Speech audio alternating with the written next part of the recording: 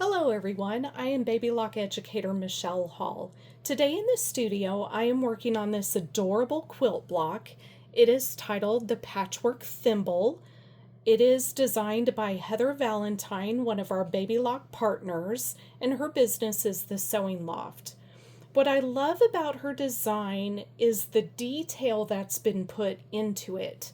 So if we look toward the bottom of the design, we notice some very small triangles. And then again, that's repeated up toward the top. This is what gives this thimble the shaping to make it so adorable. So when we cut out these pieces, what we notice is that we have these very small squares. They're a 1/2 inch. The next size up is 1 inch, and the large ones at the top are 1 3/4 of an inch. So today what we're going to do is share some tips and tricks when we're sewing these small pieces and being able to handle them. So one of the things I like to use when I sew these very small pieces is foundation paper, piecing paper, tissue paper, newsprint. And what I do is I cut it in strips and then I draw a line in the center of it. And then that helps me sew these very small pieces. I'm going to gather up some materials, head to the machine, and show you how to do this. Okay, so we're at the machine, and today I'm on my Solaris 2 that's been upgraded to a Vision, and I'm going to go ahead and open up sewing.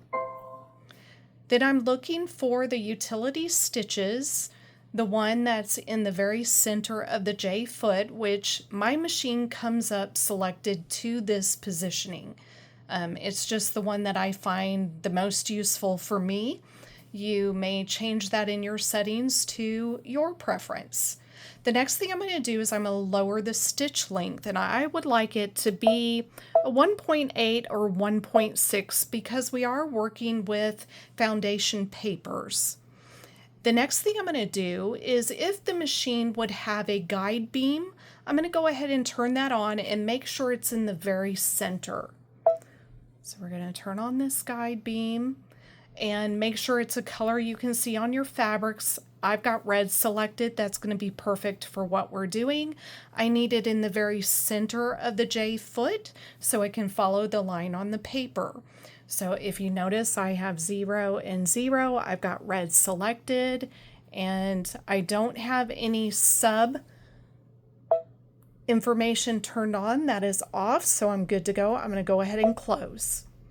The next thing I'm going to do is I'm going to go ahead and get the paper and the fabrics ready, and then we are going to sew. Okay, so we have everything we need. I have my paper with the line. I have my fabrics with the squares that will go in the corners, and I've already got them aligned on the pieces where they need to go. So just make sure you're following Heather's pattern. She has excellent instructions. So what I'm going to do is I'm going to get the paper where the guide beam is on it. If you don't have a guide beam, then you can look at the markings on your foot. There is a marking up here on the toe that will show you where to follow the line on the paper. The next thing I'm going to do is I'm going to take the corners of the fabric and make sure that they're on that line. So I'm lining up these corners, and we can see the corner up here in alignment, and then the one down here. So now as I sew, I could fully sew these without having any extra help or anything, but I find that the paper, especially when these squares start to get very tiny, to be very helpful. So I'm just going to lift this up real quick and make sure that I can see that this corner is where it needs to be, and I know that the one down here is also where it needs to be. Now what the paper does is it helps the feed dogs have something to grab hold of. So if you use leaders and enders, it's the same concept, but now I have paper under it. So when pieces get very tiny, I don't have to worry about them going into the machine if the needle would force them down and into the machine. So I'm going to lower my foot. I'm going to make sure that everything is in alignment with the foot and down the line on the paper.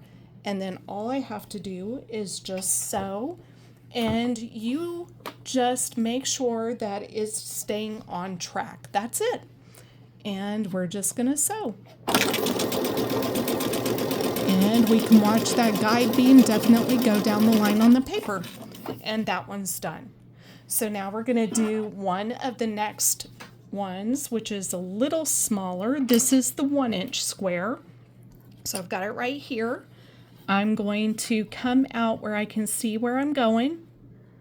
And if you need to lift up the fabrics, align them. Super simple. And step on the gas.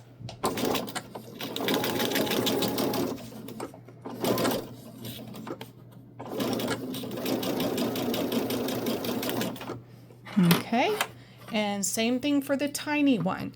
Now this one is super, super tiny, and so it's good because there's no way that I can hold it up underneath the foot or do any of that with my human hands. It's going to be too much.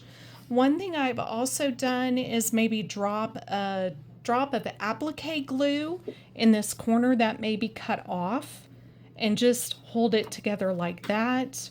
I've also used embroidery stabilizers that are sticky to help hold things. But basically anything that you can get a straight line onto and help those feed dogs and help the fabric not fall into the machine is the goal. So then we're just going to sew, and even if I have to sew a little bit, it's okay. And as I get up closer, I can let it go. And then it's done. That's all there is to it. Super simple, and they get done nice and fast. And the best part of all of this is it's able to pull off the paper super simple.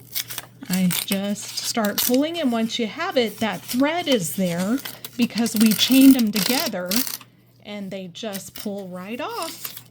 All done. Super nice, super simple. Hope you enjoy the tip, and I look forward to seeing your projects in our Facebook pages and groups, and hope to see you at a retail location sometime soon. Have a great day.